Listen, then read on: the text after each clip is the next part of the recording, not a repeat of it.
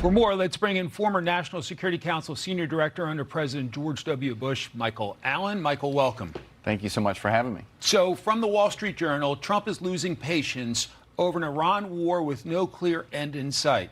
Texas Republican Congressman Michael McCaul saying, quote, I believe he thinks he gave peace a chance.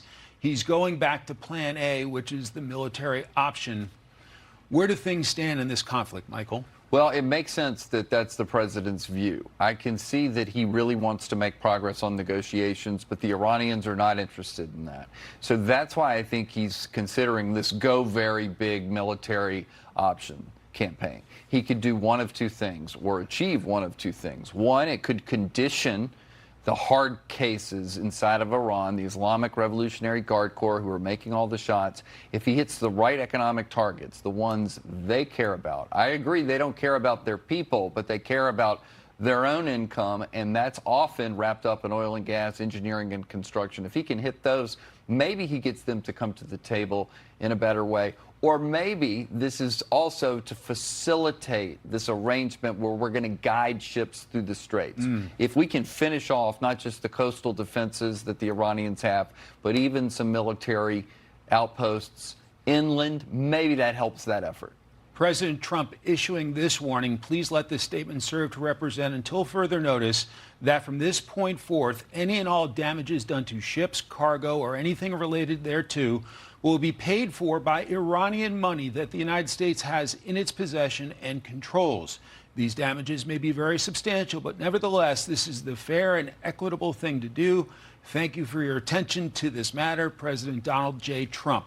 What's your analysis, Michael? Well, I'm glad he's doing that. I think he's trying to up the ante on the Iranians to let them know that there's no easy way through this. He's going to up the pressure on them at every possibility, every possible moment.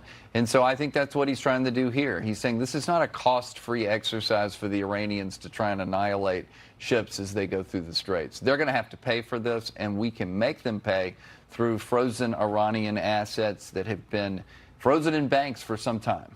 There's been a lot of talk about a potential civilian nuclear deal for the Saudis. I want to play a clip from Stephen Miller from the White House, and I'll get your analysis. Great. The president's making clear he's developed a close relationship, a close partnership with the Kingdom of Saudi Arabia to advance our shared security interests.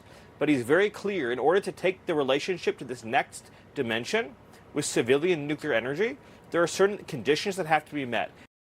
What would be the impact across the Middle East if the Saudis were to join the Abraham Accords? It would be terrific if we could try to make them join if we offered them a civilian nuclear arrangement. Civilian is the way to talk about it. They shouldn't have access to reprocessing or enrichment equipment on their own soil, even if it's within a black box that only the Americans would control. I think that's the best outcome for the region. We can advance our relations if it's similar to the one that we already did with the United Arab Emirates. So I think that's what they're talking about. I think that these things need to happen and be linked to normalization between Israel and Saudi Arabia. That's the Abraham Accords. That's the big enchilada that President Trump wants to further. He wants to be the peacemaker, and this is the big one that's still out there. The Atlantic is not happy, calling it the art of the giveaway, giving Saudi Arabia exactly what it wants for what?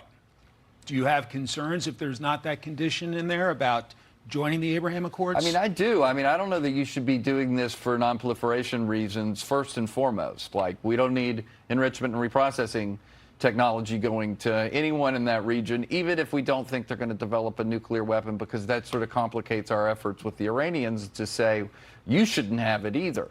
But just on speaking from the raw politics of it all, if we're going to give away something huge like this, we better be getting something for it. I also, like the president, want him to be able to get the Abraham Accords. Probably not going to happen under Netanyahu. Let's see what happens in the Israeli election to see whether a possible successor, if Netanyahu loses, could say to the Saudis what they want to hear, which is that there is a pathway to a two-state solution in Israel with the Palestinians. That's pretty unpopular post-October 7th, but that's the price that the Saudis are asking for. So let's explore it and see how far we get.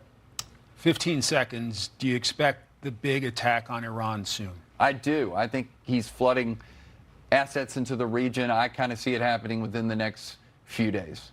Michael Allen, always fascinating. Thanks so much. Thank you. Be sure to like and subscribe for all the Fox News latest on YouTube and catch full shows streaming now on Fox One.